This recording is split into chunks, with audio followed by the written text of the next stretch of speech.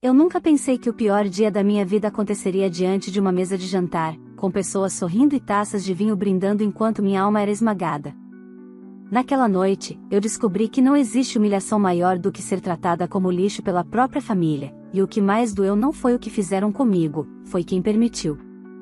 Eu aprendi, ali, que para algumas pessoas amor só existe enquanto você se mantém calada, útil e submissa. Mas eles cometeram um erro, acharam que eu continuaria obedecendo, como sempre fiz. Eles não imaginavam que aquela noite, ao invés de me destruir, seria o estopim da maior virada da minha vida. Se você acha que famílias perfeitas existem, espere até ouvir o que aconteceu depois que eu me levantei daquela mesa. Nada foi mais forte do que o preço que eles pagaram.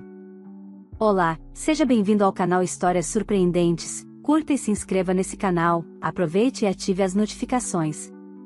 Comente aqui de qual cidade você está assistindo, vou adorar saber e deixar um coração no seu comentário.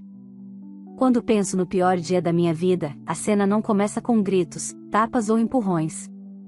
Ela começa com talheres de prata tilintando contra a porcelana importada, risadas abafadas, taças de vinho chileno e um sorriso arrogante atravessando a mesa de jantar. É estranho como momentos de destruição podem nascer de ambientes tão cuidadosamente arrumados. Naquela noite, meus pais receberam uma família perfeita, os pais do noivo da minha irmã Isabela. Era para ser um jantar de boas-vindas, uma celebração do noivado, um encontro entre famílias. Mas ali, naquela mesa, cercada de gente que jurava amar uns aos outros, eu aprendi o peso real da palavra desprezo. Desde criança, eu sabia que havia algo de errado na dinâmica da nossa família. Meus pais sempre carregaram Isabela nos braços, a filha linda, delicada, talentosa, sempre impecável. A princesa da casa. Já eu era útil. A filha prática. A que ajudava, a que resolvia, a que cedia. Sempre à sombra de Isabela, sempre diminuída para que ela brilhasse. Aprendi cedo que amor na minha casa não era para todos, era para quem correspondia à expectativa que eles construíram. Eu não correspondia. Ainda assim, eu nunca imaginei que a rejeição assumiria uma forma tão cruel. O jantar marcou a reta final dos preparativos do casamento. Meus pais queriam impressionar a família rica do noivo, Marcelo. O pai dele, Ernesto, era dono de uma rede de empresas de equipamentos pesados no interior de São Paulo. Um homem grosseiro, mas influente. Enquanto todos conversavam sobre viagens internacionais, investimentos e destinos europeus para a lua de mel, eu mal abri a boca. Era como se eu tivesse sido convidada apenas para preencher espaço na mesa. Até que não fui apenas ignorada, fui humilhada. O prato que meu pai pediu para que eu servisse estava cheio de risoto de camarão. Antes que eu pudesse dar o primeiro garfo, Ernesto se inclinou, riu e cuspiu em cima da comida, fazendo questão de que todos vissem. A saliva escorreu na porcelana como veneno. Isso é para você aprender seu lugar, ele disse, com a segurança de quem sabe que ninguém o confrontará. A mesa inteira caiu na risada, e inclusive Isabela. Minha mãe levou a mão à boca, não para conter indignação, mas para esconder o riso. Fiquei paralisada. O mundo pareceu diminuir, como se eu fosse vista por todos, mas pertencente a ninguém. E então meu pai, o mesmo homem que jurou me proteger um dia, bateu o punho na mesa e ordenou: come. Agora. Você vai comer, porque aqui você vai respeitar os sogros da sua irmã. Naquele instante, algo dentro de mim se rompeu. Não chorei, não gritei, não implorei.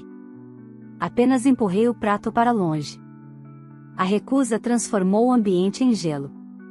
Meu pai me chamou de ingrata, vergonhosa, desequilibrada. Minha irmã pediu que eu não estragasse a noite dela. Minha mãe sussurrou que eu sempre fui a decepção da família. Eu me levantei, em silêncio, e deixei a mesa. Nenhum deles tentou impedir. Naquele momento, eu percebi que ali não existia família, existia hierarquia, aparência e conveniência. E eu nunca fiz parte de nada disso. Quando saí pela porta, o vento frio da noite me envolveu como um aviso. Ali, de pé na calçada, em frente ao portão da casa onde cresci, eu fiz uma promessa, não para eles, mas para mim: ninguém nunca mais pisaria em mim sem pagar o preço. Naquele jantar, eles acharam que tinham vencido. Acharam que eu voltaria envergonhada, quieta, obediente, como sempre fui. Mas o que eles não sabiam é que esse foi o último dia em que permitiria ser invisível, ignorada ou humilhada. Eu não voltei para casa naquela noite. E quando decidi desaparecer da vida deles, não foi para fugir, foi para planejar. O que meus pais, minha irmã, o noivo e os sogros não imaginavam é que, enquanto eles riam da minha dor, eu estava prestes a construir algo muito maior que qualquer sobrenome, herança ou tradição familiar. Alguns meses depois, quando a vingança começou, não precisou de violência. Bastou a verdade e o momento certo. Porque o poder nunca esteve nas mãos deles. Eles só mantiveram controle enquanto eu permiti. E eu nunca mais permiti. Na manhã seguinte ao jantar, acordei na kitnet onde estava ficando há poucas semanas. Eu tinha saído da casa dos meus pais depois de mais uma discussão em que minha mãe disse que eu atrapalhava o clima com minhas opiniões e minha presença sempre carregada. Na época, eu achei que me afastar seria uma forma de paz. Agora eu percebia que havia sido o primeiro passo para minha libertação. A luz do sol atravessava a cortina barata e iluminava meu rosto, mas o gosto metálico da humilhação ainda estava preso na garganta. O cuspe no prato, as risadas, a ordem para que eu engolisse a sujeira, nada daquilo era apenas sobre aquela noite. Era sobre anos, talvez uma vida inteira, de desprezo acumulado. Enquanto fazia café solúvel numa caneca rachada, uma frase começou a se repetir na minha mente, como uma voz nova, mais firme que eu nunca tinha ouvido antes. Nunca mais. Nunca mais eu aceitaria migalhas. Nunca mais eu ignoraria os sinais. Nunca mais eu deixaria que alguém decidisse meu valor. Mas eu também sabia que vingança movida pela raiva impulsiva não traz poder, traz destruição momentânea. Eu queria justiça com estratégia, precisão e consequências definitivas. E para isso, eu precisava de algo que eles nunca acreditaram que eu possuía: inteligência silenciosa. Almocei sozinha num restaurante simples ao lado do prédio onde eu morava. Enquanto mexia no celular, uma notificação do Instagram apareceu. Isabela publicou uma foto. Contra todo o meu instinto, cliquei. Lá estava ela, sorrindo ao lado de Marcelo no restaurante mais caro da cidade. Na legenda, escreveu: "Porque quando somos especiais, o mundo nos trata como merecemos." Os comentários eram uma coleção de bajulações de gente que adorava glamour barato. Entre eles, meu pai havia comentado: "Orgulho da minha princesa." Ele nunca escreveu nada parecido para mim em toda a vida. Eu fechei o aplicativo antes de permitir que isso me afetasse. Eles estavam ocupados vivendo o brilho que construíram às custas da minha anulação. Mal sabiam que estavam sentados sobre segredos que guardavam com arrogância, e que segredos, quando expostos, têm o poder de desmoronar castelos. Naquela tarde, fui trabalhar. Eu era assistente administrativa num escritório contábil de médio porte.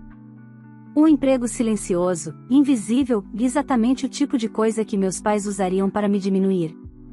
Serviço de segunda classe, foi como meu pai descreveu quando soube onde eu trabalhava. Mal sabia ele que foi justamente ali que encontrei armas valiosas. A empresa atendia dezenas de clientes de alto padrão, de empresários, políticos, fornecedores públicos, construtoras, e, entre os nomes, estava Grupo Almeida e Farias, de propriedade do pai do noivo da minha irmã, Ernesto Farias. Quando vi o nome pela primeira vez, semanas antes do jantar, senti apenas indiferença. Mas agora havia um significado completamente diferente. Eu nunca roubei informações. Nunca vasculhei arquivos proibidos. Não precisei. Bastou prestar atenção. Bastou estar no lugar certo, na hora certa, ouvindo funcionários comentarem sobre possíveis irregularidades, contratos superfaturados, doações políticas suspeitas e notas frias que serviam para equilibrar as contas. Bastou observar, registrar datas, nomes, e-mails e valores que passavam diante de mim diariamente. Bastou usar a arma que sempre foi ignorada pela minha família, minha capacidade de enxergar o que ninguém via. No final do expediente, voltei para casa carregando uma certeza silenciosa: eu tinha meios de derrubar os Farias.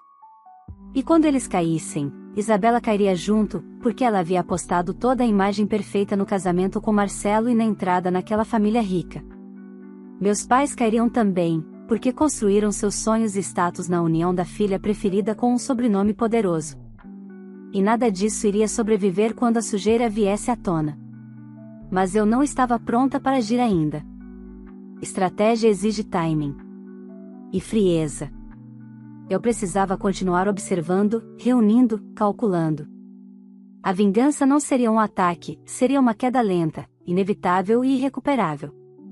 Naquela noite, antes de dormir, me olhei no espelho pela primeira vez com um tipo diferente de orgulho. Eu não era a filha perfeita. Não era bonita. Não era a favorita. Mas era a mais perigosa, porque fui moldada no silêncio. Porque aprendi a sobreviver sem aplausos. Porque nada que me tirassem poderia destruir o que eu estava prestes a construir dentro de mim. Eles acharam que tinham me reduzido. Mas eles só estavam me preparando. O tempo passou silencioso, como se o universo segurasse a respiração comigo. Continuei trabalhando no escritório, acordando cedo, vivendo uma rotina simples, sem ostentação. Para meus pais e minha irmã, eu tinha desaparecido, e eles não fizeram o menor esforço para me procurar. Curiosamente, isso foi libertador. Não ter que carregar o peso de tentar agradá-los pela primeira vez trazia uma sensação estranha de paz. Mas minha ausência não duraria para sempre, eu estava apenas preparando o terreno. Certo dia, o dono do escritório convocou uma reunião emergencial. O clima estava tenso. Ele anunciou que haveria uma auditoria externa, rigorosa, minuciosa, patrocinada por órgãos maiores. No mesmo instante, minha memória conectou pontos. O grupo Almeida e Farias, do sogro da minha irmã, vinha chamando a atenção. O motivo? Transações nebulosas que já haviam acendido alertas fiscais. E, como nosso escritório cuidava de parte do setor contábil do grupo, todos os olhos se voltaram para nós. A sala virou um campo de nervos. Colegas se entreolhavam, preocupados com a possibilidade de serem responsabilizados. Enquanto isso, eu mantive a postura neutra, cumprindo minhas funções com exatidão. Por dentro, porém, havia um pensamento cristalino: o castelo estava começando a rachar, e eu não tinha sequer encostado nele ainda. No fim da tarde, enquanto atualizava planilhas, recebi uma mensagem inesperada. Era da minha irmã, Isabela. Oi. Precisamos conversar. Acho que você está sendo infantil. Apareça no jantar de boas-vindas do papai amanhã. Nenhuma pergunta sobre como eu estava. Nenhuma desculpa. Apenas uma convocação arrogante, como se a minha presença fosse uma ferramenta para manter a imagem da família intacta. Não respondi. Mas a mensagem reacendeu algo dentro de mim. Eles estavam pressionados por alguma coisa, provavelmente rumores do grupo Almeida e Farias enfrentando complicações. E como sempre, queriam usar minha obediência e silêncio para manter tudo funcionando. Eu não iria. Não fisicamente. Mas o jantar se tornaria uma virada. Naquela noite, fiz algo que mudaria o rumo de tudo. Não pesquisei crimes, não li dossiês, não invadi arquivos. Apenas escrevi uma mensagem, curta e protocolar, para a ouvidoria federal responsável por fiscalizar contratos e licitações. Um texto seco, sem emoção, denunciando práticas questionáveis de uma das empresas de Ernesto Farias, anexando documentos que estavam sob domínio público, mas raramente conectados entre si. Nenhuma fonte interna. Nada ilegal. Só organização e coragem. A verdade já existia, só precisava ser colocada no lugar certo. Eu dormi profundamente pela primeira vez em semanas. 3 dias depois, as notícias começaram. Primeiro silenciosas, comentários em sites especializados em economia. Depois manchetes tímidas nos jornais regionais. Até que o inevitável aconteceu. Telejornais nacionais deram destaque ao escândalo do Grupo Almeida e Farias, investigado por fraude, superfaturamento e desvio de verbas públicas. Ver a reportagem foi como assistir dominós caindo em câmera lenta. No mesmo dia, meu pai me ligou. Não atendi. Ele ligou de novo, depois minha mãe, depois minha irmã. Mensagens começaram a chegar: você não tem ideia do que está acontecendo, nossa família vai ser destruída. Você poderia ao menos estar aqui para nos apoiar. Só pensa em você? Egoísta. Você não atende porque sabe que precisa pedir desculpas. Eu observei cada notificação com neutralidade. Eles não estavam desesperados porque sentiam minha falta, estavam desesperados porque estavam perdendo o controle. Minha ausência era uma ameaça para a imagem que construíram. Agora eles precisavam de mim para posar de família unida, perfeita, resiliente. E eu não estava lá. Dias depois, enquanto tomava café em casa, uma mensagem inesperada chegou: Marcelo foi demitido. O pai dele está com bens bloqueados. A mídia está enlouquecendo. Atenda o telefone, pelo amor de Deus. Eu sabia que era só o começo. O que ninguém imaginava era que os problemas financeiros afetariam diretamente o casamento da minha irmã. Aquela união não tinha amor, era transação. Status por status. E quando o dinheiro desaparece, o brilho apaga junto. Marcelo começou a tratá-la com frieza, Isabela surtava a cada dia que passava. Minha mãe entrou em crise porque o buffet do casamento estava em risco. Meu pai berrava ao telefone com advogados tentando salvar negócios com fornecedores ligados aos Farias. Eles nunca perceberam que o mundo que construíram tinha uma estrutura podre. Achavam que eu os estava prejudicando, mas eu só havia tirado o tapete que escondia a sujeira deles. Na semana seguinte, recebi uma ligação do escritório pedindo que eu comparecesse a uma reunião formal com os auditores externos. Assim que cheguei, fui conduzida a uma sala silenciosa. 2 pessoas, um homem e uma mulher, me olharam com interesse profissional. Fizeram perguntas diretas. Nenhuma sobre espionagem ou invasão. Apenas sobre organização de planilhas, datas, nomes de responsáveis, acessos, rotinas. Respondi com transparência absoluta. Eu não menti para proteger ninguém. Também não aumentei nada para prejudicar ninguém. Disse exatamente o que sabia. Eles anotaram. Agradeceram. Disseram que eu seria contactada novamente. Quando saí do prédio, o céu estava cinza. E, pela primeira vez, senti que o destino respirava junto comigo, não contra mim. O jogo tinha virado. Não de repente, não com explosões dramáticas, mas com precisão estratégica. Eu não tinha pressa. A queda da minha família ainda estava no início. Quando voltei do trabalho numa sexta-feira, encontrei minha irmã sentada na porta da minha kitnet. Chovia, e ela estava encharcada, com a maquiagem borrada. Por um instante, quase senti pena. Quase. Assim que me viu, correu até mim com um misto de desespero e indignação. Você precisa voltar para casa, exigiu, sem sequer um oi. Papai tá passando mal, mamãe não dorme, Marcelo tá um monstro comigo, e todo mundo acha que você está se escondendo porque está com vergonha do nosso casamento estar em risco. Nosso casamento.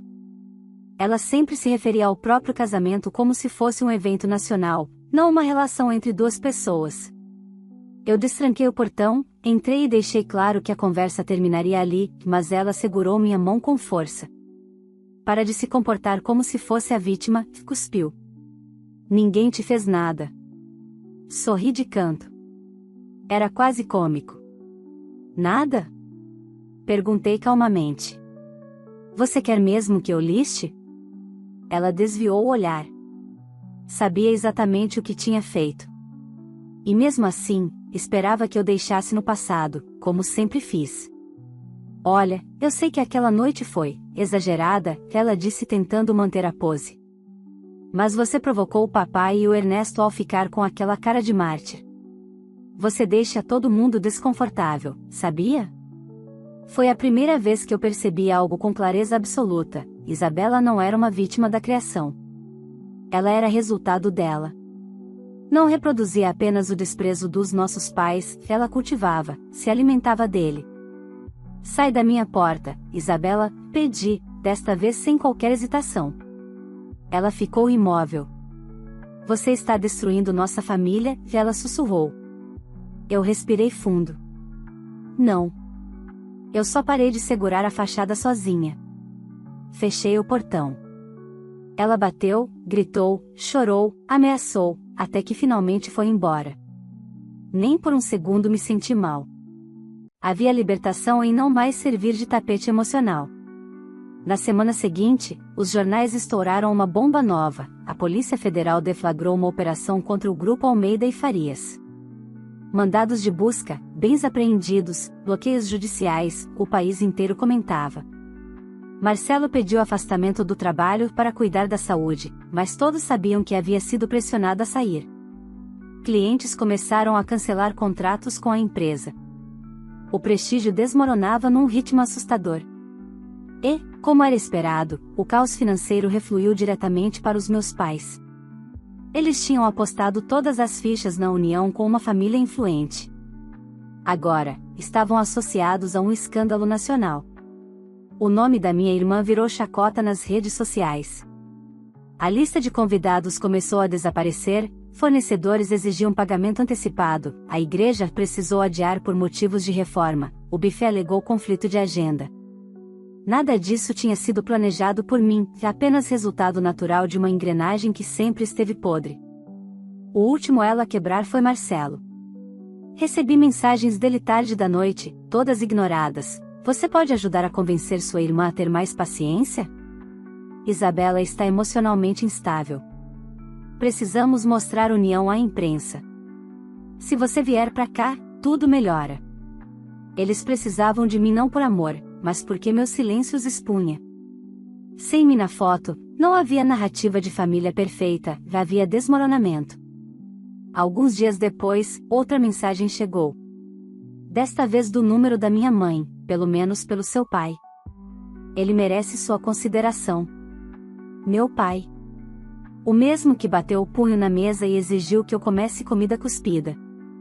O mesmo que nunca me chamou de filha com orgulho. Não respondi. No trabalho, eu seguia focada. Auditoria após auditoria, eu fornecia informações objetivas.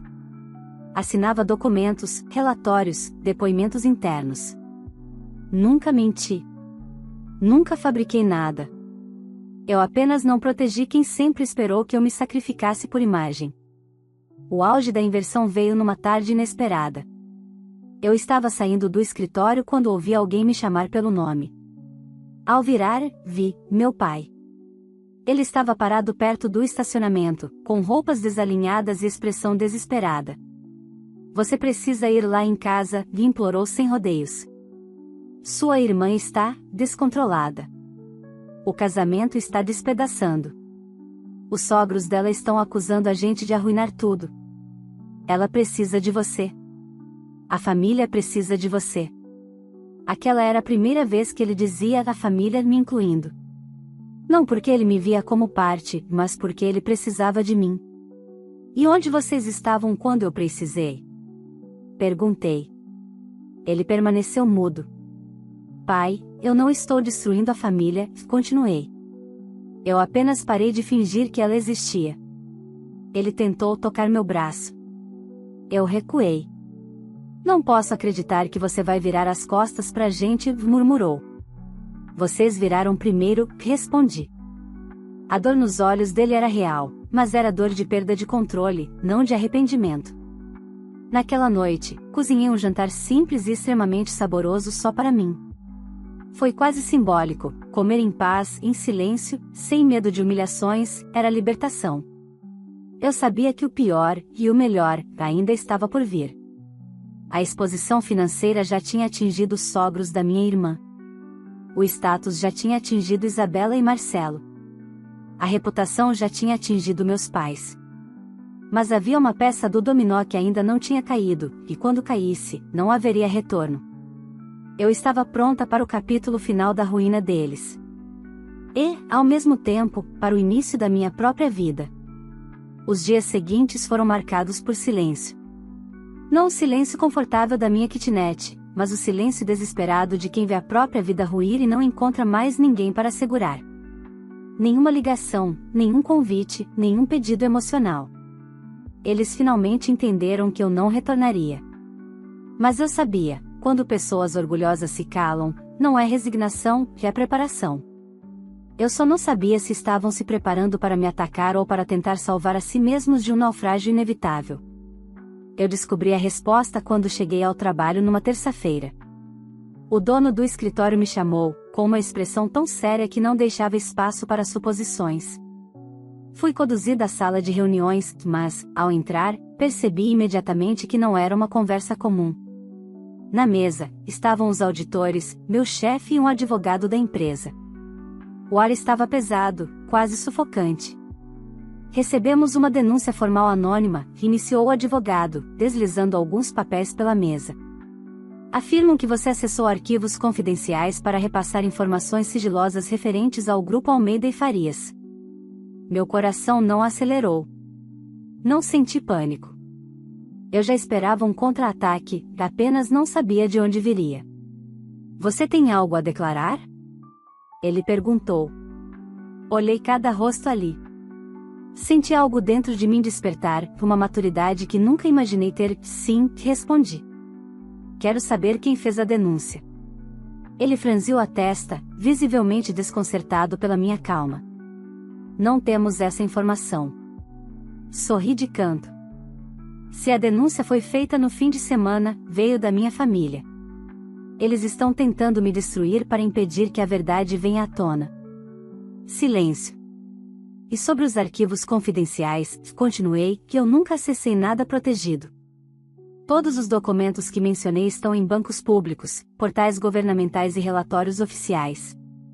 Nenhuma informação interna saiu deste escritório pelas minhas mãos.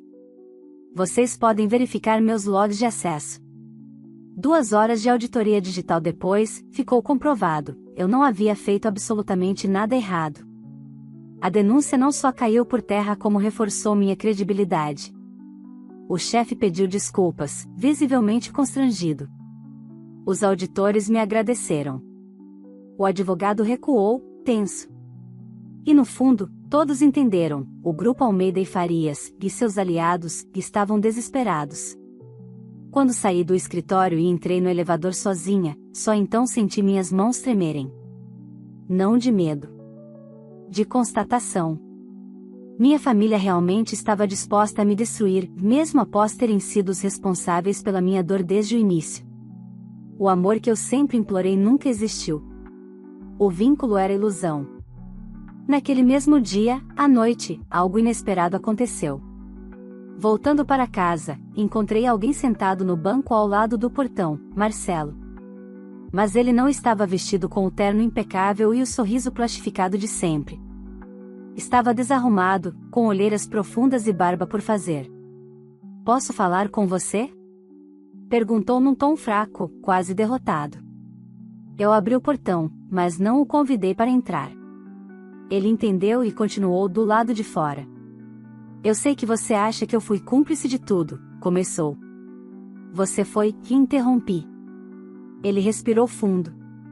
Sim. E eu vim aqui porque, eu acho que você é a única pessoa capaz de salvar o casamento. A ironia foi tão absurda que dei risada. Uma risada de cansaço. Marcelo, por que eu faria isso? Ele esfregou o rosto, nervoso. Porque você é boa. Você é família. E porque, sem Isabela, eu não sei o que vai ser da minha vida. Aí estava a confissão que eu esperava, não amor, não remorso, apenas dependência emocional e financeira. Ele não amava minha irmã. Ele amava o status que ela proporcionava. E agora, sem a riqueza dos pais, ele precisava dela. Procure terapia, respondi. Ou outra mulher que sustente sua vaidade. Não é problema meu. Ele se levantou com lágrimas acumulando nos olhos, mas ainda assim tentou o último golpe. Você está feliz com tudo isso? Realmente feliz em ver sua própria família sofrer? Respirei fundo. Eu não causei o sofrimento de ninguém. Eu apenas parei de pagar a conta da felicidade de vocês. Ele foi embora. Sozinho. Naquela noite, antes de dormir, recebi outra notificação, uma manchete nova sobre a operação da Polícia Federal. Além do Grupo Almeida e Farias, agora havia indícios de ligação de empresas da família de Marcelo com contratos fraudulentos. Outra peça do dominó caindo. Mais tarde, quando me deitei, pensei que o ciclo estava se fechando. Mas o destino ainda guardava mais uma reviravolta. Porque quando pessoas como meus pais percebem que não podem mais controlar, elas apelam para a última e mais suja alternativa, a chantagem emocional. Eu só não fazia ideia de até onde eles estavam dispostos a ir. A tempestade final começou em uma manhã de domingo. Eu estava lavando a louça do café quando o interfone tocou. Antes mesmo de atender, senti que não era coincidência, que meu corpo reconheceu o pressentimento antes da razão alcançar. Do outro lado da grade estavam meus pais. Vestidos com roupas simples, abatidos, mas com aquele brilho de arrogância teimando em sobreviver nos olhos. Minha mãe segurava uma pasta. Meu pai segurava o orgulho ferido. Abri o portão, mas não os convidei a entrar. Precisamos conversar, meu pai disse, com aquela voz autoritária treinada por uma vida inteira de controle. Sobre o quê? Perguntei. Ele respirou fundo, como se quisesse escolher palavras gentis, mas acabou se contradizendo. Sobre sua irmã. Ela não está bem. Marcelo terminou o noivado, voltou para a casa dos pais, mas a família dele está arruinada. Isabela está destruída. E você é a única que pode parar isso. Não perguntei em qual momento eu havia assumido a responsabilidade pela sanidade emocional dos outros. Eles sempre esperaram que eu ocupasse esse lugar, o de escudo, amortecedor, bode expiatório. Vocês querem que eu salve a reputação da Isabela, concluí. Minha mãe ergueu a pasta. Apenas assine, disse com frieza. Uma declaração de que tudo foi um mal-entendido, que você inventou essa história da investigação por ciúme e vingança. Se você fizer isso, a imprensa para de destruir sua irmã. E nós podemos ser uma família novamente. Eu não sabia se ria ou gritava. Uma família mediante contrato? Perdão condicionado à renúncia da verdade? Eles não queriam paz. Queriam controle. Queriam apagar a humilhação que finalmente sentiram. Não vou assinar nada, respondi. Meu pai perdeu o controle imediatamente. Você está se vingando porque sempre foi inferior à sua irmã. Gritou. Sempre foi invejosa, ingrata. Tudo o que pedimos era que você fosse discreta, humilde, útil. Mas você nunca soube ficar no seu lugar. Ali estava, enfim, a verdade nua e crua, caída pelos lábios de quem sempre tentou maquiá-la. O meu lugar, murmurei, sempre foi o que vocês me empurraram para dentro. Não o que eu escolhi. Minha mãe deu um passo à frente, tentando recuperar o tom doce que só usava quando queria algo. Nós podemos recomeçar, filha. Está tudo um caos, mas podemos fingir que nada disso aconteceu. Basta você assinar e fazer uma declaração pública de apoio à sua irmã. Eu respirei fundo. É isso que vocês ainda não entenderam. O problema não é o que aconteceu agora. O problema é o que aconteceu a vida inteira. Eu só parei de permitir. Meu pai tentou tocar meu braço, e foi exatamente esse gesto que mudou tudo. Eu recuei no impulso tão rápido que ele entendeu imediatamente. Não havia mais poder sobre mim. Ele não podia me dar ordens. Não podia me humilhar. Não podia me dobrar nunca mais. Vocês vieram aqui achando que eu estava esperando para ser querida, continuei. Mas eu estava esperando para ser livre. A expressão deles mudou de imploração para raiva. Porque gente que só sabe amar dominando não sabe lidar com liberdade. Você vai se arrepender, meu pai disse baixinho, com veneno na voz. Eu já me arrependi, respondi. Por 27 anos da minha vida. Eles foram embora. Sem abraço. Sem família. Sem redenção. E então o destino fez sua parte. Na semana seguinte, Isabela tentou suicídio social, não fisicamente, mas emocionalmente. Postou vídeos chorando, culpando todos ao redor, dizendo que era vítima de inveja feminina, de gente querendo destruir seu casamento por ódio e recalque. O efeito foi o oposto do esperado, virou meme. As redes sociais a trituraram. A imagem de princesa perfeita evaporou. Marcelo, que tentou salvar a própria reputação, deu entrevistas vazias dizendo que nunca foi próximo da família dela, tentando se descolar do escândalo. Os antigos amigos se afastaram. Empresas cancelaram contratos onde o sobrenome dela aparecia como influenciador ou referência social. Meus pais, tentando proteger a filha preferida, venderam bens para pagar advogados, mas quanto mais tentavam apagar incêndios, mais gasolina jogavam nas chamas. Eu assisti tudo sem mover um dedo. Não porque eu gostava da desgraça, mas porque era, finalmente, consequência. No trabalho, fui promovida pela conduta exemplar durante a investigação. Não por pena, não por drama, mas por mérito. Mais tarde, fiz cursos, assumi responsabilidades maiores e me tornei supervisora de equipe. Com o aumento, aluguei um apartamento maior e aconchegante. Pela primeira vez, minha vida era construída com base em mim, não em sobrevivência, não em silêncio, não em busca de aprovação.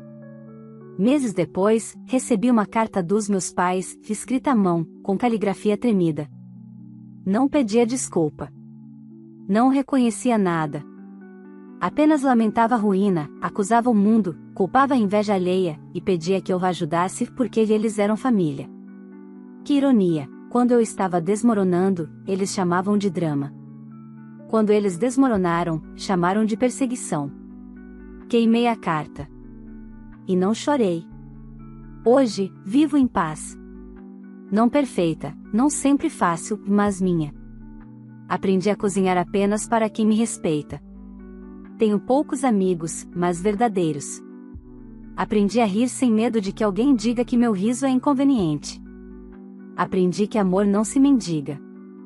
Que silêncio não é obediência, é escolha. E que dignidade não se negocia. Minha família não morreu, mas morreu dentro de mim. E não, eu não me arrependo. Eles me perderam porque escolheram perder. Eu apenas parei de aceitar ser o chão onde todos pesavam. Algumas pessoas dizem, família é família, não importa o que aconteça. A verdade é outra, família é quem não cospe no seu prato esperando que você engula sorrindo. Eu passei uma vida inteira esperando amor. A melhor coisa que fiz por mim mesma foi parar de esperar e começar a viver. Se você acompanhou essa história até o final, já percebeu que a maior virada de todas não foi derrubar quem humilhou, e sim levantar e escolher a própria dignidade. Agora eu quero saber de você, no lugar da filha rejeitada, você teria feito o mesmo? Teria coragem de cortar os laços com quem só te usa e te machuca, mesmo sendo família? Comenta aqui embaixo, eu quero muito ler a sua opinião. E me conta também de qual cidade você está assistindo esse vídeo, porque eu gosto de saber até onde as nossas histórias estão chegando. Vou deixar um coração no seu comentário. Se essa história te tocou, te emocionou ou te fez refletir, não esquece de curtir o vídeo. Se inscrever no canal para acompanhar as próximas histórias. Compartilhar com alguém que precisa ouvir essa mensagem hoje. Essas ações ajudam demais o canal a crescer e a continuar trazendo histórias fortes e transformadoras como essa. Obrigado por acompanhar até o final. Agora é sua vez nos comentários.